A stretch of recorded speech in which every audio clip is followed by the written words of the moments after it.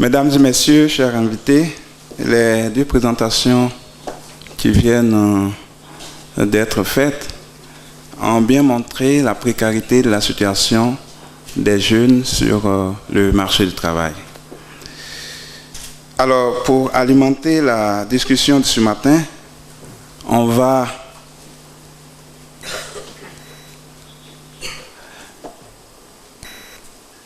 essayer de répondre à quelques questionnements qui correspondent bien sûr au plan de présentation que vous avez sur la diapo.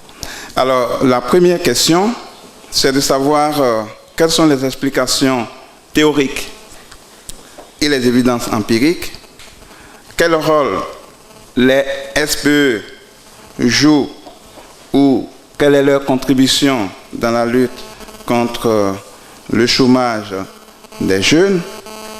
Et bien sûr, on peut se poser une question de taille, à savoir, est-ce que les décideurs politiques ont toujours les informations pertinentes ou connaissent-ils très bien le contour de la situation des jeunes pour prendre les décisions idoines afin de trouver des solutions durables à leurs préoccupations.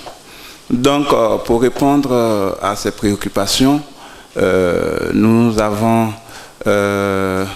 notre communication en respectant le plan aperçu de la situation des diplômés sur le marché du travail, explication théorique du chômage des jeunes, évidence empirique de la précarisation professionnelle des diplômés de l'enseignement supérieur. Bon, j'avais revu le plan, mais bon, certainement que ça n'a pas été pris en compte. Il y a une section 4 qui concerne le rôle des SPE, et puis finalement, les vides de connaissances sur l'emploi des jeunes et les besoins potentiels en connaissance des principaux acteurs. Donc voilà un peu ce que nous allons essayer de dérouler dans notre présentation. Alors, chers participants, on le dit très souvent, et c'est la réalité, la dégradation de la situation des jeunes sur le marché du travail date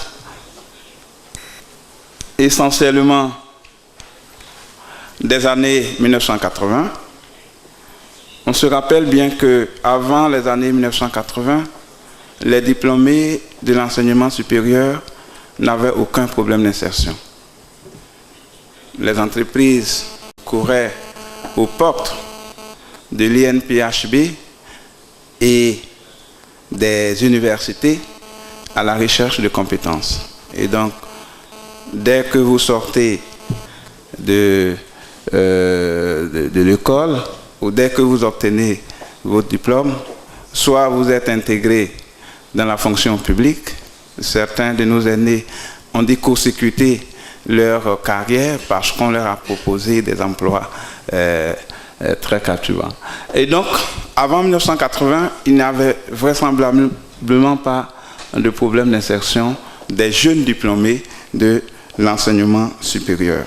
Et c'est à partir de 1980 que les difficultés d'insertion ont commencé à apparaître. Et cela a été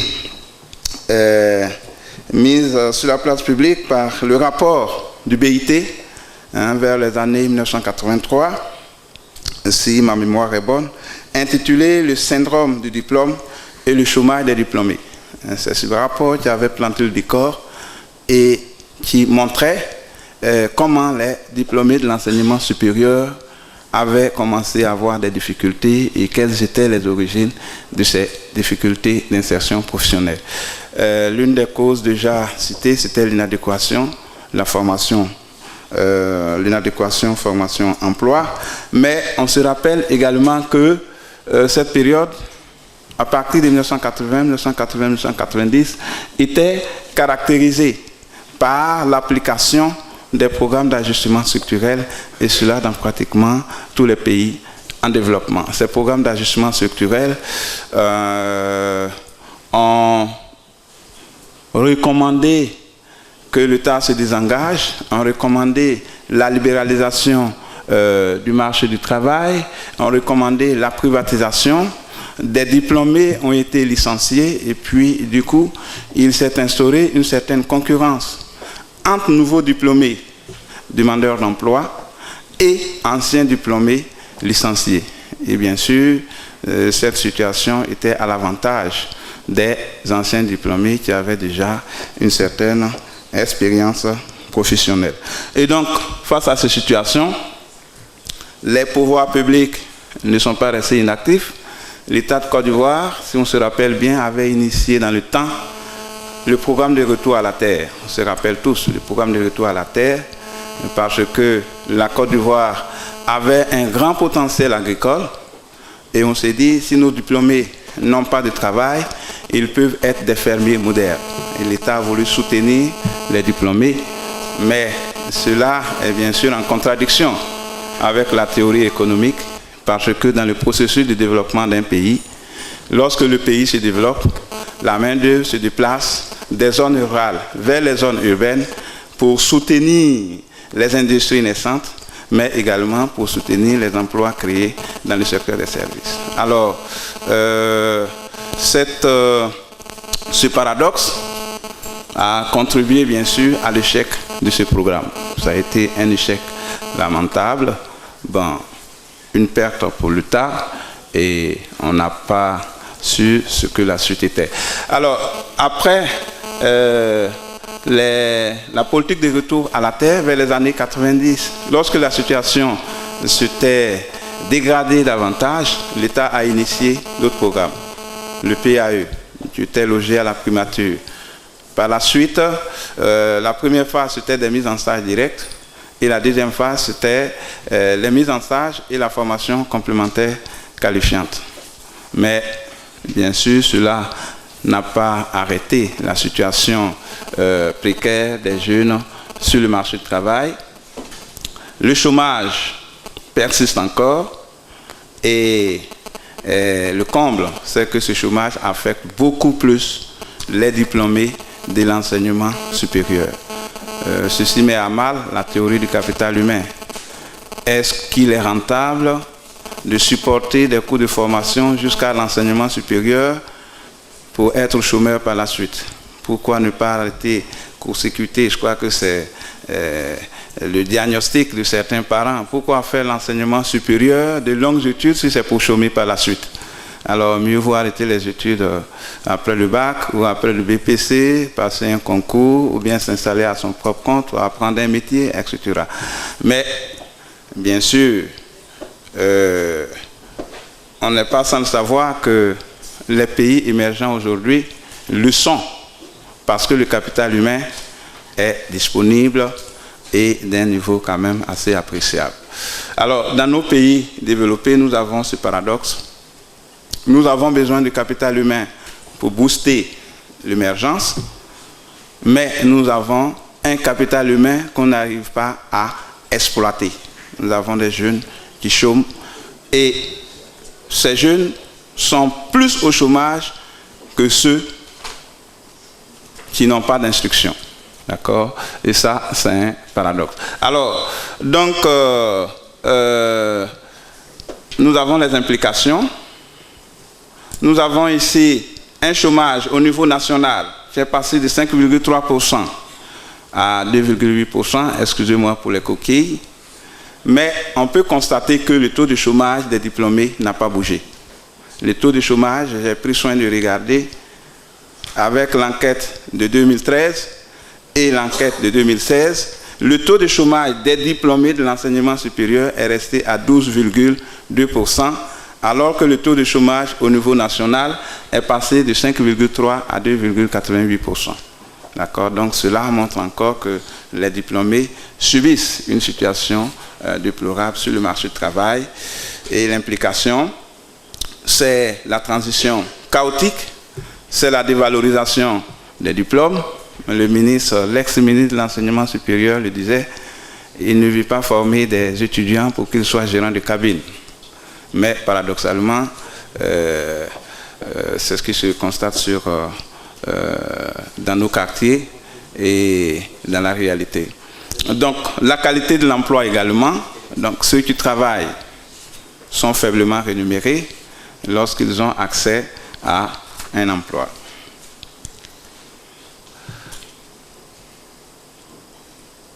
Alors, qu'est-ce que je fais là? Excusez-moi.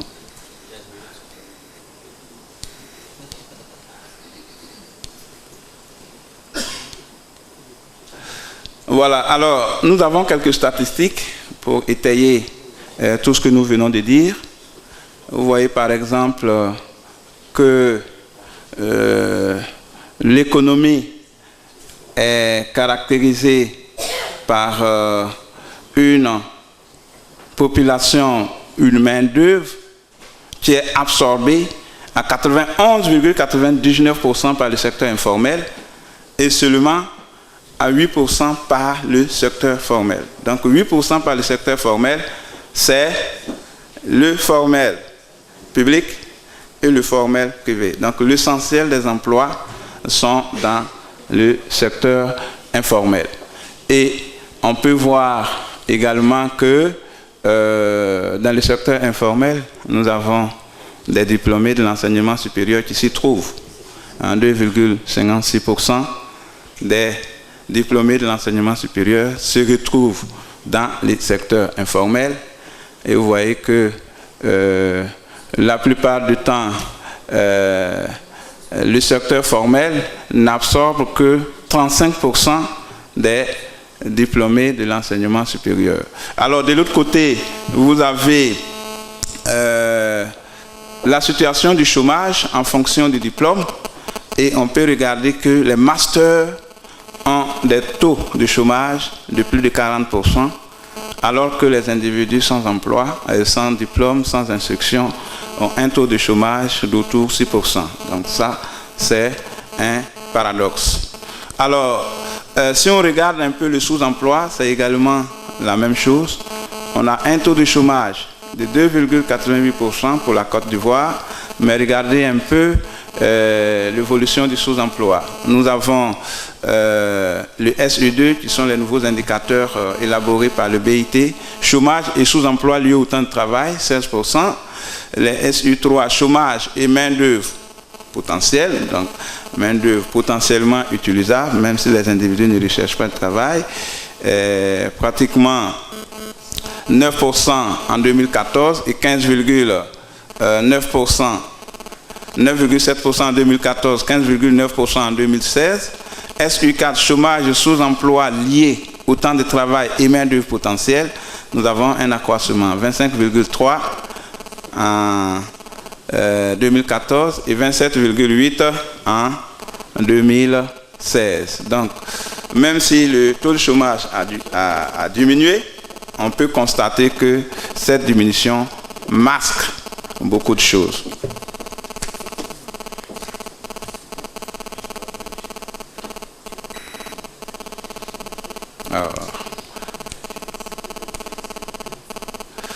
Alors, quelles pourraient être les explications de cette situation? Bon, théoriquement, je crois qu'on est partagé. On a le débat traditionnel sur les explications du chômage. Traditionnellement, pour les libéraux, le chômage des diplômés et de l'ensemble de la population s'expliquerait par la rigidité du marché du travail. Donc le marché du travail est rigide. Le marché du travail est caractérisé par une forte réglementation. Nous avons les SMIG, nous avons l'inspecteur du travail qui intervient de temps en temps pour bloquer certaines décisions des employeurs, etc. Et cela peut créer du chômage. Ça, c'est la version libérale. La version keynésienne, c'est tout simplement l'insuffisance de la demande globale. Donc, le pouvoir d'achat. Je pense que le président français, dans le temps, n'a pas manqué de dire que le chômage ou la situation de l'Europe s'expliquerait par la faiblesse du pouvoir d'achat. Donc, la demande agrégée, la demande globale dans l'économie peut être l'un des déterminants du chômage. Parce que si la production n'a pas de débouché, bien sûr, les entreprises ne pourront pas augmenter leurs capacités de production. Il peut s'en suivre des licenciements et il peut s'en suivre également des destructions d'emplois. Donc, l'insuffisance de la demande peut être l'une des explications du chômage des diplômés. Alors, nous avons l'insuffisance des liens entre la formation et l'emploi en fonction des différents modèles de formation. Et là également, on doit interroger notre système de formation. Je crois que la tendance aujourd'hui, c'est que le système de formation allemand est l'idéal. Alors, nous avons pris soin de donner à travers le monde les différents systèmes de formation. Nous avons la transition régulée, c'est le système allemand. Le système allemand est caractérisé par une concomitance entre la formation et l'exercice dans l'entreprise. C'est-à-dire 25% du temps accordé à la formation théorique et pratiquement 15% en entreprise pour maîtriser l'environnement de l'entreprise et avoir la culture de l'entreprise, de sorte que lorsqu'on finit sa formation, on ait un produit fin prêt à l'utilisation. Donc, c'est le système, je crois, le plus parfait. Nous avons la transition directe, c'est le système japonais, d'accord, un peu caractérisé par l'implication des entreprises dans le processus de formation des diplômés, de sorte que l'entrepreneur peut cibler des diplômés, les soutenir dans leur formation et les récupérer juste après leur formation. Donc, on parle de transition directe. Et nous avons la transition dérégulée, caractérisée par une absence quasi totale de l'État dans le système de formation. Donc, c'est véritablement le système libéral, anglo-saxon, américain, etc. La transition décalée, c'est le cas de la Côte d'Ivoire, le cas du système français, ok, voilà, où la formation est orientée vers la formation d'une élite, une formation de type général qui pourrait éventuellement être renforcée par une formation sur le tas pour la spécificité de l'entreprise. Bien sûr, ce type de formation est caractérisé par l'inadéquation entre la formation parce que le diplômé peut avoir tous les talents, mais il ne maîtrise pas l'environnement de l'entreprise, il n'a pas la culture de l'entreprise, il ne connaît pas les règles de l'entreprise et tout cela doit être appris sur le tas. Donc, bien sûr, on a d'autres caractéristiques, d'autres aspects qui pourraient expliquer le chômage, les caractéristiques de la formation et du diplôme, le capital humain. Pour certains, l'insuffisance de capital humain peut être source du chômage, quoique aux États-Unis, il faut avoir quand même une compétence sûre, d'accord, pour être utilisé. Et on le dit souvent que lorsqu'on a du talent, on ne peut pas chômer dans les pays assez développé. Donc, un capital humain solide peut protéger l'individu contre le chômage. L'établissement de formation, la filière de formation, la spécialité, etc. peuvent être également des déterminants du chômage. Mais également, on cite les comportements des diplômés. Le mécanisme de recherche d'emploi, certains diplômés peuvent être assez exigeants, ils ont un salaire de réservation, ils se sont fixés un certain niveau de vie, donc ils refusent carrément certains types d'emplois.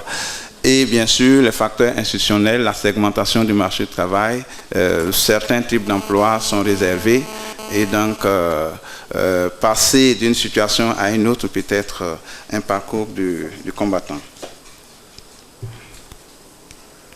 Sir, je vous donne encore 2 minutes. D'accord, d'accord. Les professeurs, il faut pouvoir les arrêter à un moment donné. Oui, ça va aller. Alors, donc, quelques faits stylisés de la situation des jeunes. Bon, nous montrons ce graphique-là pour soutenir un peu également les éléments théoriques. C'est des évidences empiriques. On voit que le nombre de diplômés a triplé, d'accord, surtout au niveau de l'enseignement supérieur. Alors, la formation en elle-même est une partie du problème car l'économie n'a pas suivi. Je pense que la première présentation a souligné cet aspect. On a les familles et les individus et les ménages qui demandent des niveaux de formation de plus en plus élevés alors que l'économie ne crée pas suffisamment d'emplois de qualité. D'accord ? On a un déséquilibre des filières. Bon, ça c'est un extrait que j'ai utilisé sur... je crois bien le site de l'OCDE, quelque chose comme ça, où on a montré que 75% des bacheliers étaient spécialisés dans les lettres, contre 25% en sciences. Or, les sciences humaines correspondent peu aux besoins économiques africains. ne correspondent pas tout à fait au secteur économique qui embauche. Donc ça, il y a ce décalage-là qu'il est important de prendre en compte. Et puis, l'inadéquation dont on a parlé. Et là, nous voyons cela à travers ce graphique-là. Vous voyez bien que le secteur agricole diminue, ce qui est une bonne chose. D'accord? On est passé de près de 80% de la main-d'œuvre exerçant dans le secteur agricole à près de 46% actuellement. Le secteur moderne, vous voyez bien, de 1965 jusqu'en 2014, le secteur moderne n'a pas bougé. Et même nous avons des années, vers les années 80, le poids du secteur moderne dans l'économie était aux environs de 9%, alors qu'aujourd'hui, le poids du secteur moderne est de 8,8%, 8,01%. Donc, c'est comme si l'économie n'a pas véritablement évolué. D'accord? Et puis, nous voyons le secteur informel. Donc, le secteur qui émerge, c'est le secteur informel. Mais est-ce qu'on peut, ça c'est un débat, est-ce qu'on peut être émergent avec un secteur informel qui émerge? Voilà, donc d'autres explications théoriques, mais bon, on pourra revenir sur ces éléments dans le débat. Excusez-moi, Voilà. Des nouveaux faits qui apparaissent sur le marché du travail, non-vérification empirique de certains mécanismes sur le marché du travail, salaire de réservation. Il y a aujourd'hui des diplômés qui veulent travailler gratuitement, mais on ne leur donne pas l'opportunité. Vous avez les diplômés, les BTS, pour valider leur diplôme. Ils ont du mal à trouver des stages. Donc, le salaire de réservation ne peut pas être l'un des déterminants. Donc, voilà, l'insuffisance du capital humain. Nous avons un capital humain potentiel qui n'est pas exploité. D'accord? L'irruption de faits nouveaux sur le marché du travail, capital humain, capital social, on ne sait pas lequel donne le plus accès à l'emploi. Le capital humain est substitué souvent au capital social. D'accord? Et le capital social est le réseau le plus utilisé, le plus mobilisé dans la recherche de l'emploi. Mise à mal de la méritocratie, est-ce que ce sont les diplômés brillants qui ont accès aux bons emplois, qui sont à terme les plus épanouis? Ça, c'est un autre débat. Alors, tout cela crée une sorte de reproduction de la société. Donc, l'inégalité n'arrive pas à être résorbée parce qu'on peut être excellent, mais si on est d'une origine sociale pas trop nantie, l'insertion peut être très compliquée. Donnez-moi une minute, Monsieur le Président, pour finir. Et cela a été étayé par des études empiriques au Maroc, à Madagascar, et même en Côte d'Ivoire. Nous avons des études qui le montrent bien, que le capital social s'est substitué au capital humain sur le marché du travail, et essentiellement sur le marché du travail des diplômés. D'accord? Nous avons des effets d'opportunité, des effets d'aspiration, c'est-à-dire que les diplômés qui sont d'origine sociale aisée ont souvent tendance à rechercher des types d'emplois, ce qui génère ce qu'on appelle le chômage de luxe. D'accord? Et les effets d'opportunité, mais bien sûr, lorsqu'on est d'une origine sociale assez aisée, on a accès à l'information de qualité, mais également souvent à des emplois de qualité. Alors, face à cela, nous avons des programmes d'emploi. Bon, nous avons énuméré le PGDEC, le PAAEJ, École Entreprise, de la BAD, les CDD Emploi, qui sont des mécanismes d'insertion des gouvernants et qui montrent bien l'implication des services publics d'emploi sur le marché du travail. Bon, mais ce qu'on déplore un peu, c'est l'incapacité des services publics d'emploi à égaliser les chances d'insertion des diplômés. Logiquement, les services publics d'emploi devraient servir d'interface pour égaliser les chances d'insertion des diplômés, pour faire une bonne surveillance du marché du travail, pour exécuter les politiques d'emploi et capter les effets de ces politiques. Alors tout cela n'est pas toujours observé. Je ne dirais pas que c'est une limite des politiques des services publics d'emploi, parce que la surveillance du marché du travail ne donne pas les informations idoines. Et nous, chercheurs, nous avons souvent des difficultés lorsqu'on veut mener des recherches avec nos faibles moyens. Et l'insuffisance des données, tous ceux qui sont sur la thématique du marché du travail rencontrent des difficultés. Monsieur le modérateur peut me soutenir à ce niveau-là. Initiative difficilement applicable, nous avons l'annexe fiscale 2009-2015 qui montre que des entreprises qui embauchent les jeunes devraient bénéficier de certaines exonérations fiscales. Où est-ce qu'on en est? Est-ce qu'aujourd'hui, on peut sortir un rapport pour évaluer l'application de ce dispositif? Ou bien faut-il prendre des dispositions, des dispositions pour ne pas par la suite les appliquer? Bon, alors, le dernier point, je pense que c'est le rôle, mais on y reviendra dans la discussion, le rôle des centres de recherche. Il faut certainement synthétiser, puis dans les discussions. Oui, c'est ça. Il reste le rôle des centres de recherche. Les universités ont leur rôle à jouer dans la recherche des solutions aux problèmes des jeunes. Et le CRDI a mené une étude dans 3 pays, dont la Côte d'Ivoire, sur les vides de connaissances. Ces études ont révélé que nos décideurs ne bénéficient pas toujours des connaissances assez approfondies pour soutenir leurs décisions de politique économique. Nous avons essayé de voir quelles sont les études réalisées sur le marché du travail ivoirien pour soutenir les politiques d'emploi. Pratiquement pas grand-chose. Donc cela veut dire que les décisions politiques devraient être soutenues par des études et M. Georgin de l'OCDE ne dira pas le contraire. Il faut les études, il faut des recherches et même souvent appliquées pour soutenir les décisions de politique économique.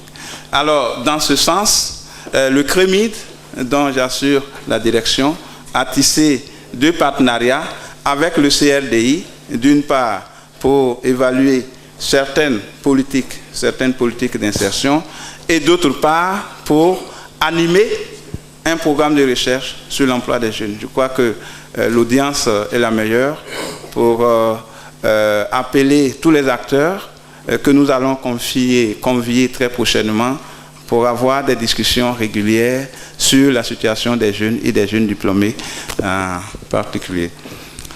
Monsieur le Président, je vous remercie. Merci, professeur.